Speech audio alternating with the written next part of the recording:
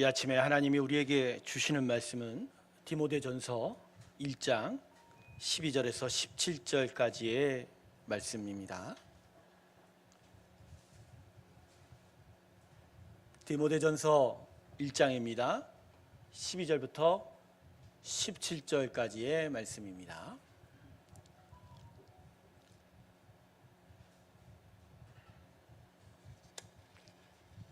제가 여러분을 위해서 봉독하겠습니다. 나를 능하게 하신 그리스도 예수 우리 주께 내가 감사함은 나를 충성되이 여겨 내게 직분을 맡기심이니 내가 전에는 비방자요 박해자요 폭행자였으나 도리어 긍휼을 입은 것은 내가 믿지 아니할 때 알지 못하고 행하였음이라. 우리 주의 은혜가 그리스도 예수 안에 있는 믿음과 사랑과 함께 넘치도록 풍성하였도다.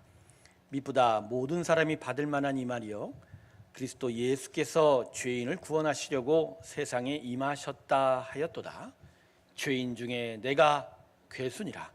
그러나 내가 긍휼을 입은 까닭은 예수 그리스도께서 내게 먼저 일체 오래 참으심을 보이사 후에 주를 믿어 영생 얻는 자들에게 본이 되게 하려 하심이라.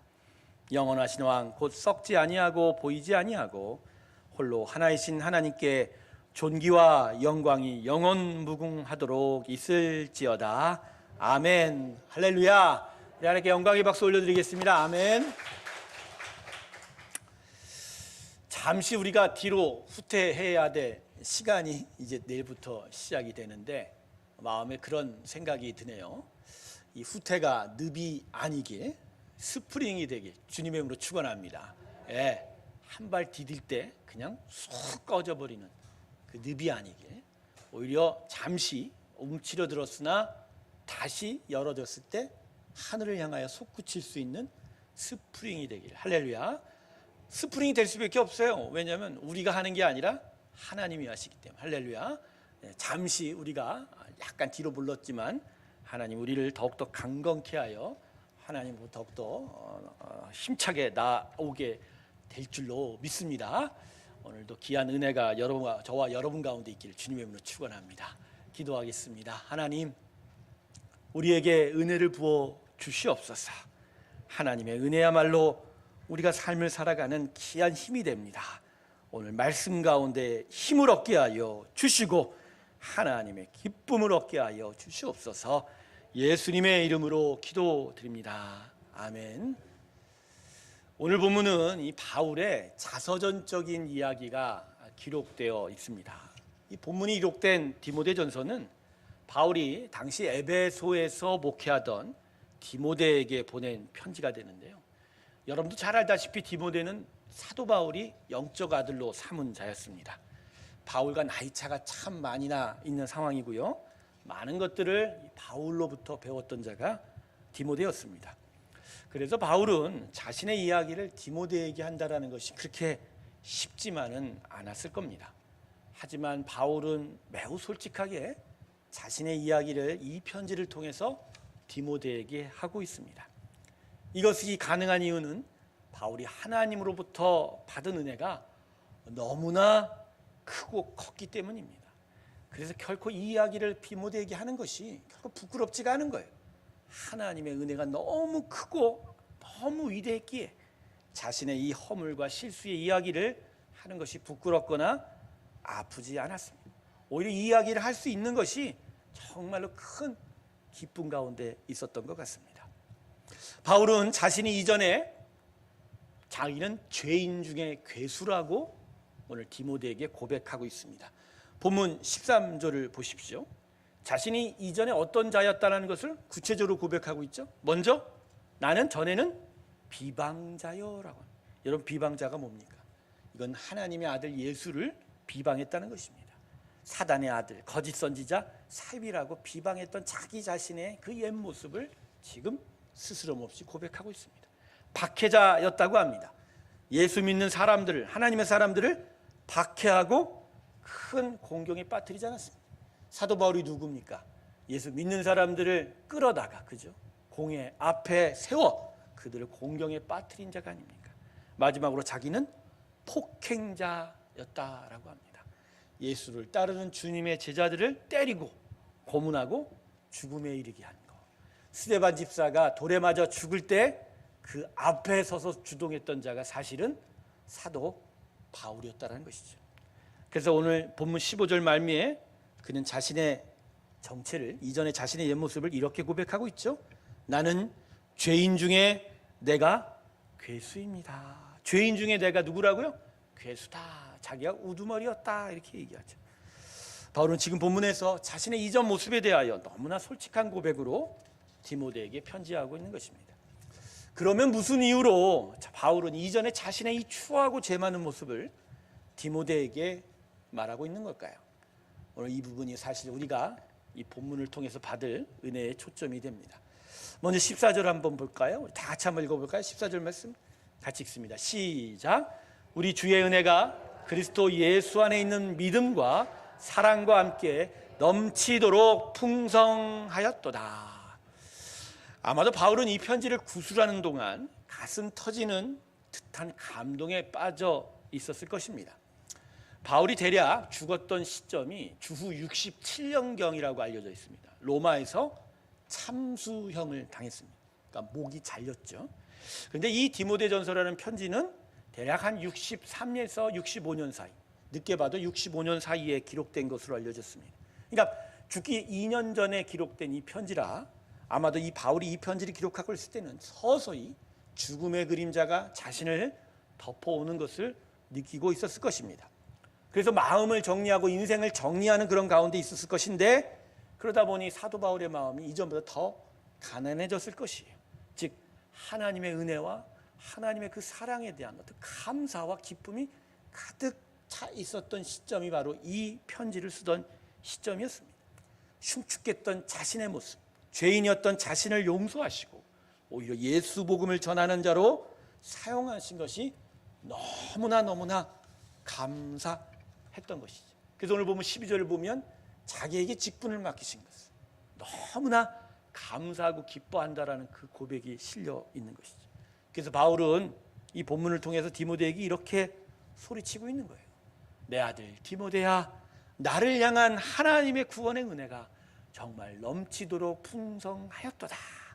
그래서 하나님이 그 은혜 안에서 나에게 믿음을 주고 사랑을 부어 주었다. 할렐루야.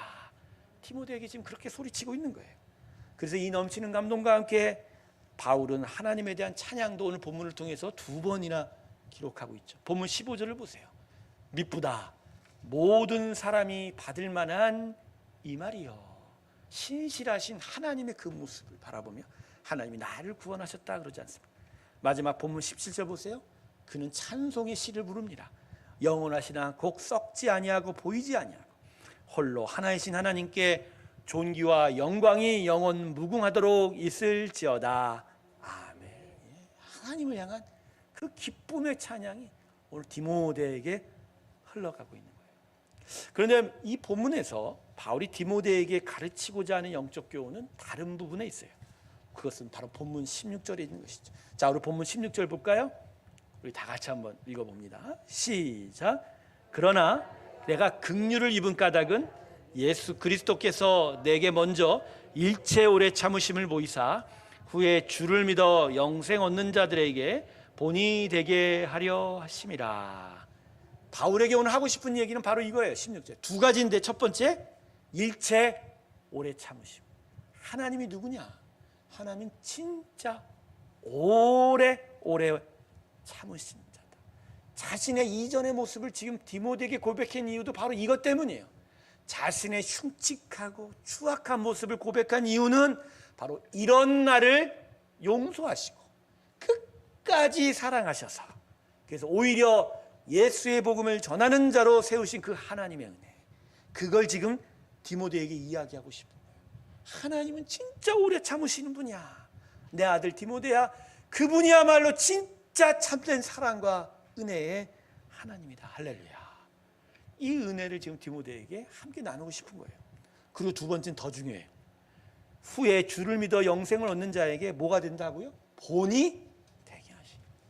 바울은 자신의 인생을 통해서 하나님이 하신 일에 대해서 분명히 깨달았던 거예요. 오래 참으심을 보인 그 하나님의 은혜는 자신을 향한 자신의 구원으로 이루어졌지만 그것을 넘어 오히려 아직 믿지 않는 모든 죄인들에게 증거가 되기를 원한다. 즉 바울은 자신을 향한 하나님의 넘치는 사랑이 자신을 십자가의 삶으로 인도하고 있다고. 그래서 그 십자가의 삶에서 하나님의 귀한 구원의 역사가 오늘도 자신을 통해서 일어나고 있음을 디모데에게 이야기하는 거예요. 그래서 오늘 본문 전체를 정리하면요, 바울은 지금 에베소에서 목회를 하고 있던 영적 아들 디모데에게 어떤 자신에게 찾아오고 있는 죽음의 그림자가 오는 그 상황 속에서 일종의 유언과 같은 메시지를 전달해 주고 있는 거예요. 그 메시지 첫 번째는 오래 참으심이라는 거예요. 내 아들 디모데야, 오래 참으심에 하나님을 기억하며 끝까지 너의 목회, 너의 사역을 인내하라, 이렇게 이야기하는 거예요. 그리고 두 번째는 그 오래 참으심의 은혜가 우리를 십자가로 인도하고 있고, 그리고 우리가 십자가에 있었을 때 우리를 통해서 하나님의 귀한 구원의 역사가 나타나게 된다라는 것이죠. 그러니까 이 디모데를 향한, 그리고 에베소 교회를 향한 사도 바울의 위로와 그리고 하나님의 구원의 역사에 대한 찬양이 오늘 본문에 기록되어 있는 사도 바울의 마음입니다. 사랑하는 새로운교회 성도 여러분, 우리 하나님은 오래 참으시는 하나님이십니다. 할렐루야. 오래 참으시는, 오래 참으신다는 건요, 시간이 정해져 있다는 게 아니에요. 끝까지 우리 구원하기를 원하시는 분이 우리 하나님입니다. 할렐루야. 예. 그리고 이 하나님의 오래 참으심은 그래서 우리에게 이것을 가르쳐줘요. 그 오래 참으심 안에 하나님이 손을 대시고 만져주시고 축복하신다면 그 어떤 영혼도 결코 구원에서 미끄러짐이 없을 것이다. 할렐루야. 하나님의 그 오래 참으심의 사랑과 은혜가 있기에 한번 하나님이 선택하여 부르신다면 하나님은 끝까지 그 인생을 구원하기를 위해 일하시고 역사하신다라는 거예요. 그래서 성경은요, 하나님은 우리와 다르게 사람을 사용하신다고 이야기합니다. 이 오래 참으심의 역사 안에 우리와는 다른 관점으로 사람을 바라보시고 오히려 다른 식으로 사용하고 있는 겁니다. 그래서 성경을 되돌아보니 진짜 하나님의 오래 참으심이 다른 방식으로 사용되어 있더라고요.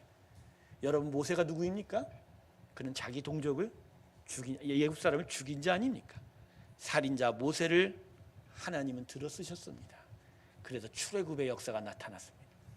탐욕이 가득한 야곱을 하나님이 사용하시니 이스라엘의 12지파가 생겨 이스라엘 백성이 나타났습니다. 작고 어린 목동 다윗을 들어 쓰시니 그는 이스라엘을 다스리는 하나님의 귀한 왕이 되었죠.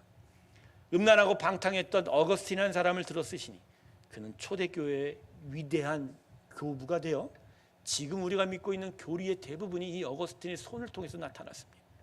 아프리카 흑인 노예 상인이었던 존 뉴튼이라는 사람을 하나님이 사용하시니 그는 성직자가 되어 복음을 전파하고 우리에게 귀한 찬송을 남겨주고 있습니다. 여러분, 이것입니다. 하나님의 오래 참으심은 한도 끝도 없어요. 우리의 판단과 생각을 뛰어넘습니다. 우리의 악함에도 불구하고 세상의 추함에도 불구하고 하나님은 우리를 구원하시고 그래서 우리를 사용하셔서 하나님의 위대한 나라를 세우십니다. 할렐루야. 예수의 복음이 생명이 있고 능력이 있는 이유는 이거예요. 예수의 복음 안에 생명이 있어요. 예수의 복음 안에 하나님의 나라가 있단 말이에요. 그리고 오히려 죄 있는 곳에 은혜가 흐르고 추하고 흉악한 곳에 하나님의 나라가 세워집니다. 할렐루야. 그래서 우리의 보는 것과 우리의 판단과는 전혀 다르게 나타납니다. 우리가 절망하고 우리가 아파하는 그 순간 오히려 하나님의 나라는 세워지고 하나님의 그 나라의 역사는 우리의 가장 연약한 곳에서 나타나게 된다는 것. 이유는 그분은 오래 참으신다라는 것입니다. 저는 본문을 보면서 사도 바울이 얼마나 하나님을 기뻐했을까를 다시 되돌아봅니다. 스스로를 비방자, 박해자, 폭행자라고 했던 바울 아니었습니까? 자신이 자신을 돌아봐도 결코 하나님 나라에 합당한 자가 아니었습니다. 그는 직접적으로 하나님을 믿는 자들을 핍박하고 고난을 주었던 자입니다. 그들을 찾아 안디옥까지 가서 그 사람들을 붙잡고 하나님의 은혜 안에 있던 자들을 고난을 주었던 자가 사도 바울이었던 거예요. 그런데 하나님이 그 바울을 용서하시고 오래 참으로 함께 하시고 결국 바울을 이방인의 사도로 세웠다라는 거. 바울이 인간적인 관점에서 볼 땐 도저히 일어날 수 없는 일이 자신의 인생에 일어났음을 깨닫고 진짜 하나님의 은혜가 뭔지, 하나님의 생명이 뭔지, 하나님의 역사가 뭔지 그걸 진짜 깨달았기에 오늘 디모데에게 이렇게 절절하게 자신의 마음을 전하고 하나님을 향한 찬송과 기쁨을 올려드릴 수 있게 되었다. 할렐루야. 저도 여러분과 함께 바울의 마음 닿기를 소망합니다. 이게 우리를 향한 지금도 쏟아지고 있는 하나님의 은혜라는 거예요. 그러므로 우리는 항상 하나님의 오래 참음을 기억해야 해요. 먼저는 자기 자신에 대해서 하나님의 오래 참음을 기억하시길 주님의 이름으로 축원합니다. 우리 자신에 대하여 하나님은 결코 포기하지 않는다는 것. 인생의 수많은 굴곡과 여러 사건들 속에서 우리의 마음은 항상 절망하고 낙심하기 마련입니다. 그러나 그 순간 우리가 기억할 것은 하나님은 우리를 포기하지 않는다는 것.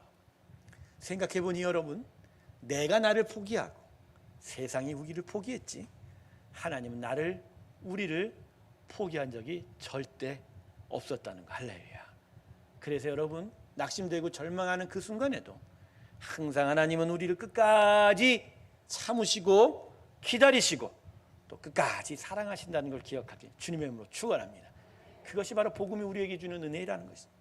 두 번째는 우리들의 다른 교우들에 대해서도 마찬가지입니다. 섣불리 다른 교우들에 대해서 판단하면 안 돼요. 왜냐하면 그들 가운데도 하나님의 오래 참으심이 있다는 거. 할렐루야. 그 오래 참으심을 하나님이 그 영혼들을 보고 있는데 우리가 미리 속단할 필요가 없다는 거예요. 그건 온 세상을 향한 이 땅의 많은 사람들을 향한 우리의 시선과도 똑같은 거예요. 우리는 세상을 향하여 속단하지 말아야 됩니다. 손가락하지 말아야 됩니다. 그저 연약하고 부족한 저들에게 하나님의 오래 참으심이 있기를 기도해야 됩니다. 할렐루야. 그래서 그들이 진짜 하나님의 은혜 안에 있기를 기도하며 그래서 하나님의 그 오래 참으심의 열매가 그들 가운데 나타나길 기도할 때 하나님은 놀라운 역사를 이루어가게 될 줄로 믿습니다. 그래서 오늘 본문이 더 중요하게 우리에게 말하는 것은 우리가 하나님의 은혜로 구원받았음은 바로 세상을 향한 본이 되게 하려 한다는 목적이 있다는 거예요. 하나님의 그 오래 참으심이 우리를 관통해서 우리를 향한 하나님의 구원의 역사도 이렇게 세우시지만 우리를 통하여 하나님의 오래 참으심이 이 세상에 증거되기를 원하노. 그래서 그분의 오래 참으심을 세상이 알기를 원한다는 것이죠. 짐 엘리엇이라는 미국의 한 청년이 있습니다. 유튜브에 가면 이 짐 엘리엇이라는 분의 일생을 담은 영화도 올려져 있더라고요. 이 청년은 웨카도르로 예수의 복음을 전하여 갔던 미국의 선교사였습니다. 미국의 유명 명문 대학인 기독교 대학이죠. 휘튼 대학을 졸업하고 친구 4명과 함께 에콰도르의 밀림으로 떠났습니다. 잔인하고 독하기로 유명한 아쿠아족이라는 자들에게 복음을 전하기 위해서였습니다. 그런데 밀림으로 떠난 지 닷새 만에 선교지에서 그들의 소식을 더 이상 받을 수가 없었습니다. 이상히 여긴 선교본부에서 밀림으로 탐색을 나갔다가 충격적인 현장을 발견했습니다. 5 청년들이 무참하게 살해되어 그 시신이 해변에 널브러져 있었던 것이죠. 그런데 이상한 점은 그들 호주머니에 호신용 권총이 있었는데 그냥 그대로 그 호주머니에 있었다는 거예요. 그들은 호주머니 속에 들어있는 총을 뽑아 신변을 보호할 수도 있었음에도 일부러 총을 꺼내지 않았다는 것이죠. 이 소식이 고국에 알려져 대대적으로 미국 전역의 신문에 실렸습니다. 기사 제목으로 뭐라고 썼냐면 신문들은 이것이 무슨 낭비인가 라는 것이죠. 꽃다운 젊은 나이에 어렵게 공부해서 그래서 잔인한 족속의 밀림으로 들어가 불과 며칠 만에 시체가 되어 돌아오니 이 얼마나 큰 낭비냐라는 그런 의미죠. 장례가 치루어졌습니다. 그리고 끝나자 한 기자가 이 짐 엘리엇이라는 자의 아내 엘리자베스에게 찾아와 인터뷰를 했습니다.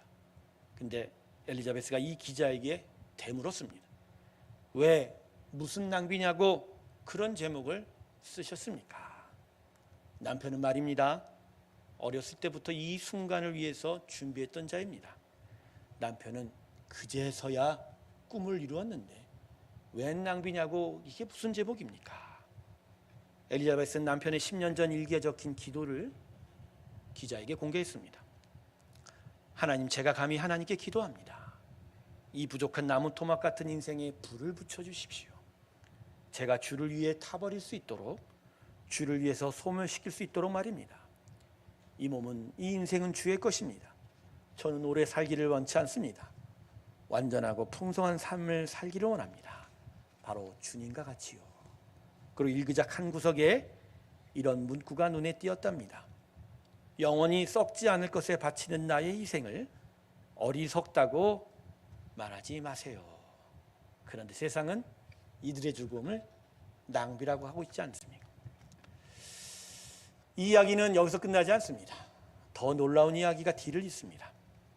짐 엘리엇의 나인 엘리자베스도 훗날 아이들과 함께 남편이 숨진 그 피의 땅 에콰도르 그 밀림 속으로 들어가 복음을 전하게 됩니다.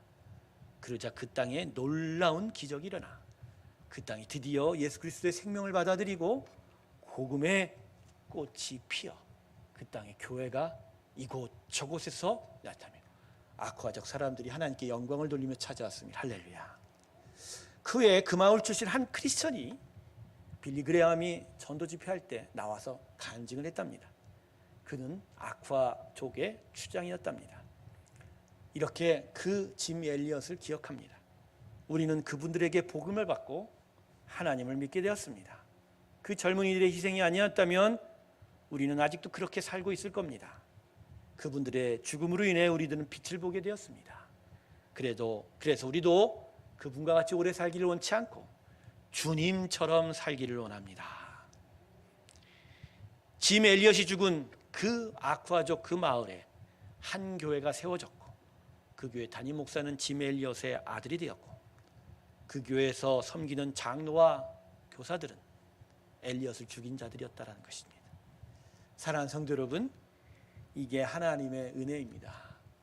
하나님의 오래 참으심, 그리고 그걸 통하여 세상의 본이 되게 하시고 근데 하나님의 영혼들이 구원을 받게 하는 말입니다. 우리들에게 하나님이 오래 참으신 이유가 뭐라고요? 우리 모두가 구원을 얻게 하신 것이다. 할렐루야. 저는 이 시간 여러분과 함께 우리 자신의 구원에 대하여 다시 한번 은혜를 되새겨보는 시간을 갖기를 원합니다. 두 가지 질문을 여러분과 드릴 테니 우리 잠시 반주에 맞춰서 기도했으면 좋겠어요. 첫 번째는 우리가 어떻게 구원받았는지를 이 시간 다시 한번 새겨보십시오. 우리가 잘나서 우리가 어떤 행위를 해서 공적이 있어서가 아니라 오직 하나님의 오래 참으신 거예요. 하나님 앞에 우리는 죄인이었고 흉측하고 추한 모습이었습니다. 그런데 아들 예수를 십자가에 죽이시기까지 하나님은 우리를 오래 참으시며 오늘도 우리의 구원을 위해서 열심히 일하시고 사랑하시는 그 하나님 앞에서 우리가 어떻게 구원받았는지를 다시 한번 묵상하며 감사의 기도를 주 앞에 드렸으면 좋겠습니다. 우리 다 같이 반주에 맞춰서 우리 다 같이 한번 기도하겠습니다. 일상을 살아가면서 잊어졌던 기억입니다. 하나님이 우리를 어떻게 기억했는지를 우리는 점점 잊어가고 있습니다. 그래서 점점 나를 드러내고 내 마음을 드러내고 있는 우리의 모습 앞에 오늘 본문과 오늘 집 엘리엇의 이야기는 하나님의 오래 참으심을 다시 기억하게 합니다. 하나님의 오래 참으심, 그 오래 참으심 앞에 우리가 어떻게 구원받았는지를 겸손히 바라보며 감사의 기도로 나아가기 원합니다. 할렐루야. 하나님 아버지, 우리와 함께하여 주시오. 아버지, 우리와 함께하여 주시오. 아버지, 우리와 함께하여 주시옵소서. 아버지, 제가 기도하겠습니다. 하나님, 아버지 오래 참으심 있기에 우리가 구원을 얻었습니다.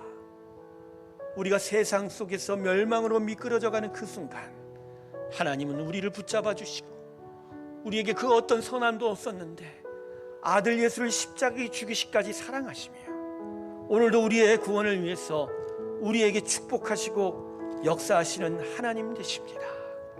일상을 살아가면서 하나님이 우리를 어떻게 구원했는지를 잊어갑니다.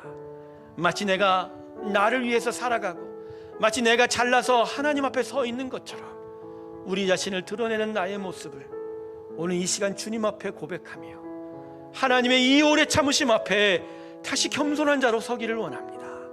하나님 감사합니다. 예수님 감사합니다. 하나님 이 오래 참으심을 기억하며 감사의 마음이 오늘 고백이 이 10년 가운데 가득하게 하여 주시옵소서. 예수님의 이름으로 기도드립니다. 두 번째 기도 제목입니다. 우리의 삶이 세상을 향한 본이 되기를 원하시는 하나님의 마음을 우리 다시 깨닫기를 원합니다. 나만을 위한 구원의 삶은 없습니다. 하나님이 우리에게 긍휼과 은혜를 베푸신 건 우리를 통하여 이 세상에 하나님의 오래 참으심과 용서를 드러내기를 원한다라는 것.